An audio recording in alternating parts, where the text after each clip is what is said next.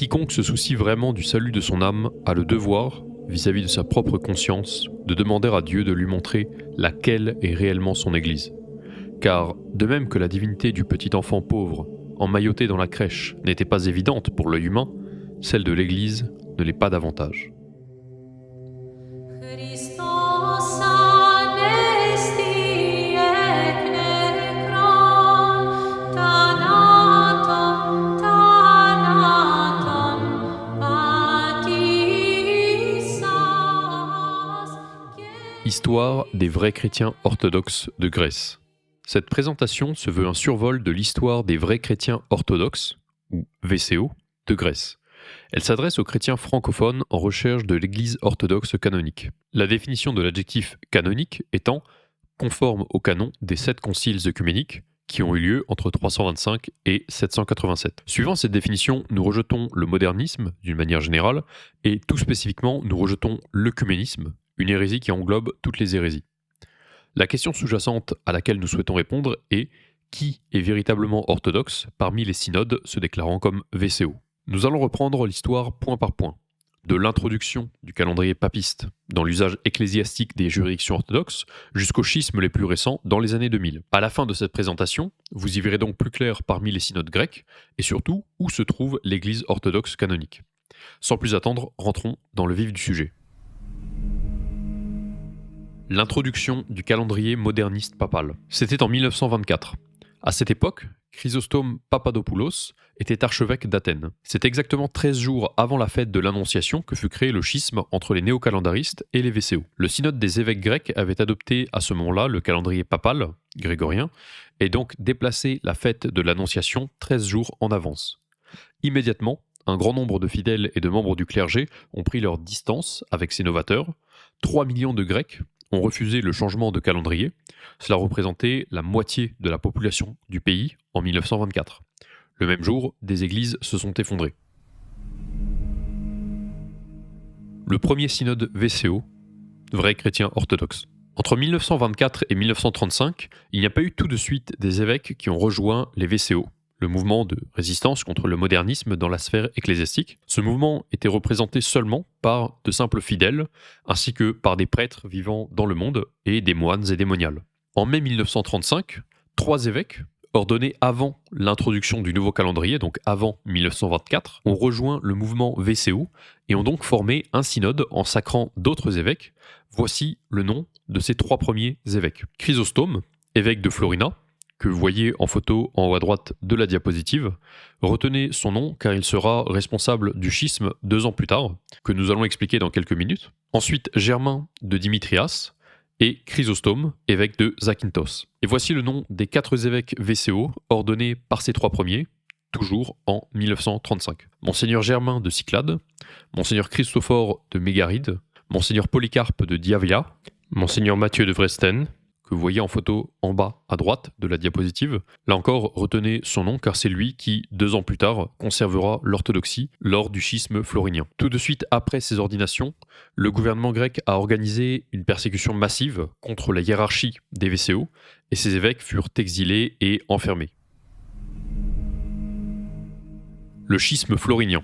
En 1937, le mouvement des VCO s'est divisé en 2 branches, celle de Matthieu de Wrestène, les mathéistes, et celle de Chrysostome de Florina, les floriniens. Lors de l'exil et sous la contrainte, Chrysostome, ex-évêque de la ville de Florina, d'où le nom de florinien, a promis de ne pas sacrer d'autres évêques et a reconnu comme porteurs potentiels de grâce les sacrements des schismatiques modernistes néocalendaristes.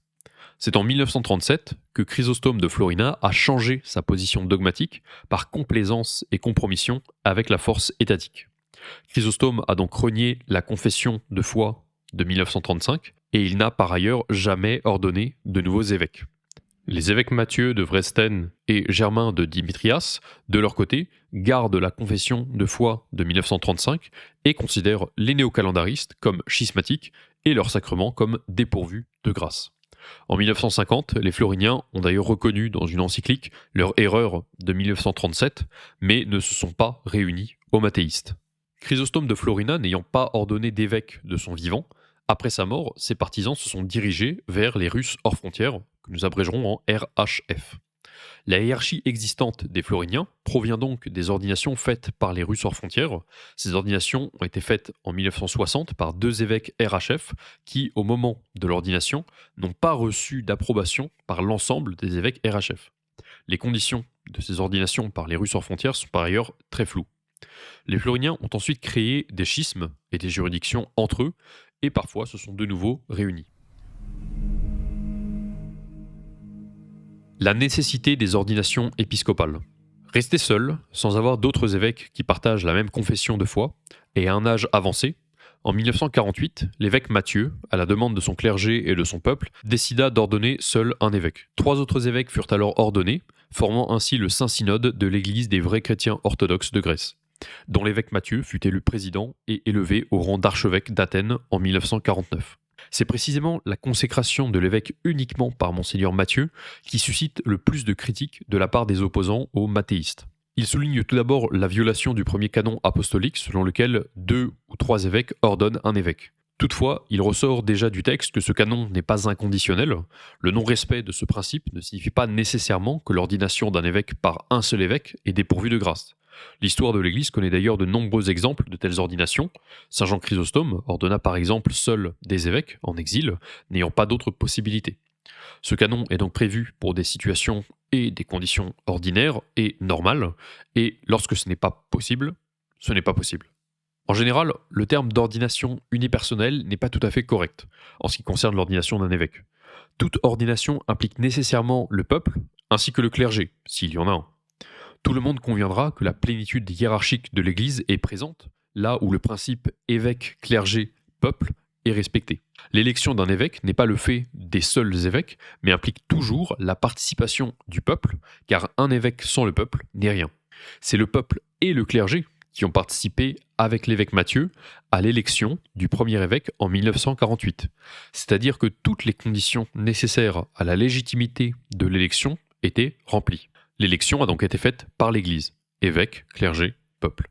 C'est pourquoi il ne peut y avoir aucun doute sur sa canonicité et la présence de la grâce. Il est également évident que la seule consécration d'un évêque entreprise par l'évêque Matthieu était une mesure forcée par les circonstances, puisque les autres hiérarques, qui se disaient VCO, d'une part refusaient de participer à l'ordination de nouveaux évêques, et d'autre part professaient l'hérésie ecclésiologique. Relation avec les Russes hors frontières. En 1971, les deux évêques mathéistes, Caliste de Corinthe et Épiphane de Kition, à Chypre, sont allés en Amérique chez les Russes hors frontières pour demander une union avec eux. Cela a été fait, mais sur la base de malentendus.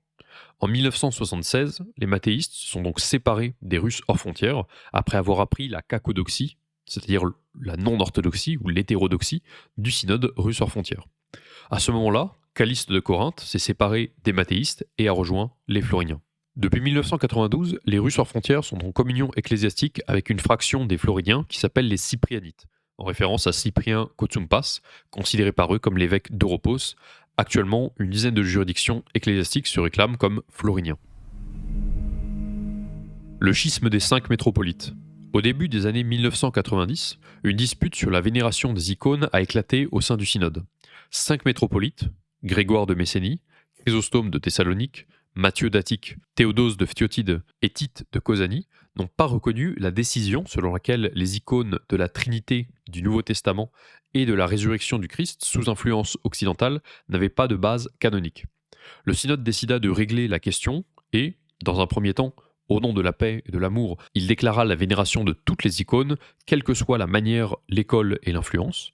5 métropolites, en réponse à cette demande d'anathème général de ceux qui ne reconnaissaient pas les icônes occidentales, commencèrent à introduire la confusion dans l'Église, accusant l'archevêque André et ceux qui partageaient son point de vue d'un nouvel iconoclasme et de la création d'une nouvelle foi. L'archevêque et les membres du synode qui partageaient son point de vue ont tenté de résoudre la situation pacifiquement et de convoquer un concile.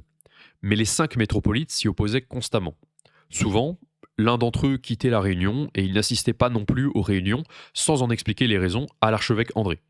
Ce groupe commença à organiser des réunions séparées, bannissant et excommuniant ceux qui n'étaient pas d'accord avec eux. Toutes les tentatives de l'archevêque d'organiser des réunions se sont heurtées à l'indignation des 5 métropolites et à la demande de condamner les nouveaux iconoclastes.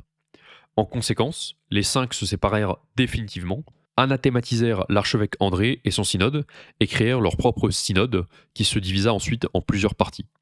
Cette situation fut extrêmement désagréable pour le synode des mathéistes, car la majeure partie du synode et les moines atonites entrèrent en schisme.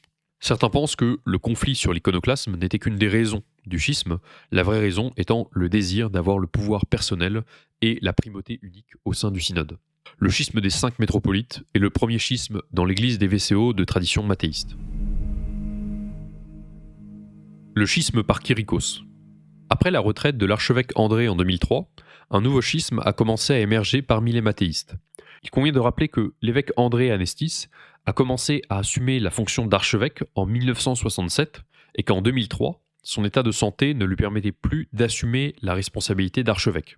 Le métropolite Kyrikos Kondogiannis de Mesogea et Lavriotiki n'a pas reconnu la canonicité de la démission de l'archevêque André en 2003 et de l'élection d'un nouvel archevêque, Nicolas Messiakaris. En 2005, le métropolite Kyrikos a schismé seul et a quitté le synode du métropolite Nicolas. En 2008, Kyrikos s'est réuni avec 2 hiérarques roumains anciens calendaristes, les métropolites Cassien Timofte de Bacău et Gerontius Ungureanu de Vrancea.